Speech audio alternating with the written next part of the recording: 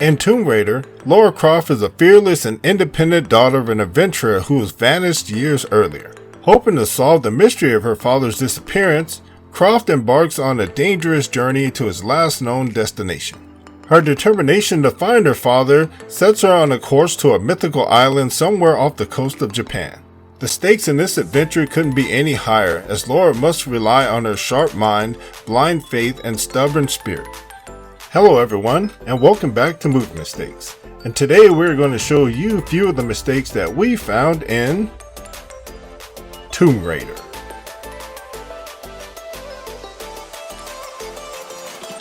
And we got to give out the usual spoiler alert.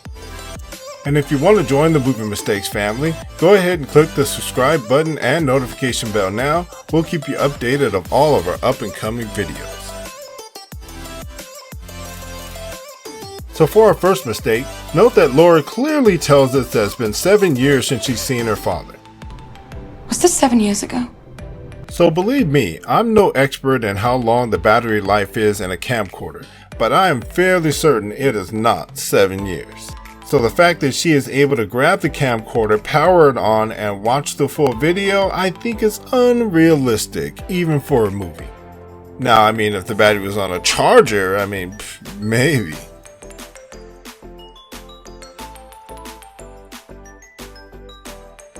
So just as Lara sets out on her adventure, she's looking for a guy to help her find her father.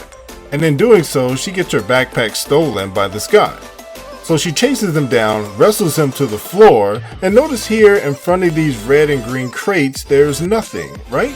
Well, almost immediately after camera switches angles, we'll notice that there's a pink stool there for some reason. Where did that come from? I have no idea. Oh, but you'll be happy to know Lara did get her backpack back. Yay!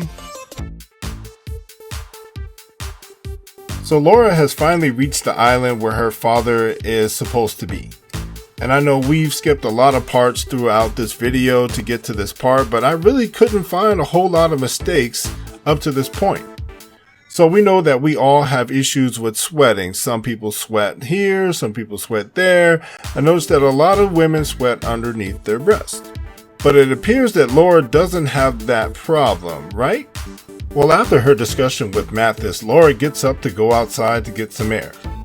So just as she moves the curtain to the tent, we'll pause the video here and we can now see that she is sweating underneath that area for some reason. So for this part of the movie, Lara is kept captive and is forced to work. Here, Daniel Wu's character attempts to free her by taking out some of the guards. But just as he does that, we'll pause the video here and notice that the wrap on her arm, there's a clear dot of blood on the wrap. Go!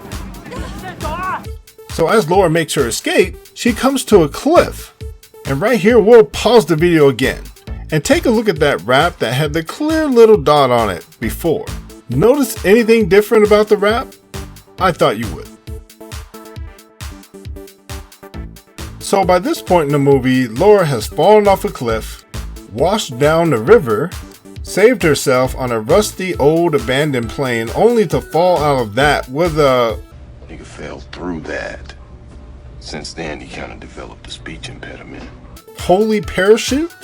And then crash into some trees only to fall to the ground and have her midsection stabbed with a branch. Yeah, and after all of that, we're going to focus on the fact that it's kind of sunny in that area. Yeah, we're going to do it anyway. As the camera switches angles, we can now see that she is in the shade. She went from sunny to shade. So in this scene, you know that she took a pretty nasty fall. And in a pretty nasty fall like that, you would imagine she would have a lot of cuts and bruises. But notice there's not one on her nose here.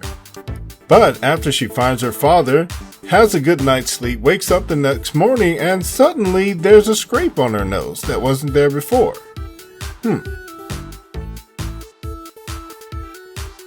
So for this mistake, Lara's trying to correct what she did wrong.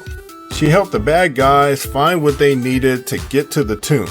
So she sneaks into the camp because she wants to disrupt things.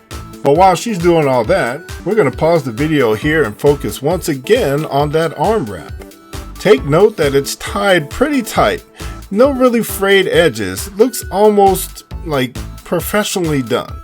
But just a little while later in the movie, Laura's father is caught and she is forced to open the tomb. So while she's opening the tomb, we're going to pause it here again and take a look at that wrap once again. Looks kind of tattered, looks a little bit bigger than it was before, and not nearly as neatly wrapped as it was before. Laura has made it home safely. She lost her father in the process,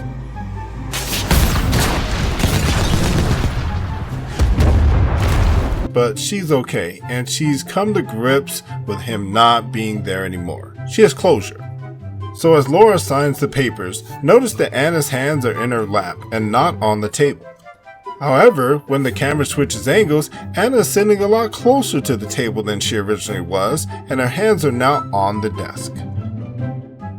So for our last mistake, we're going to throw a little pothole in there at you.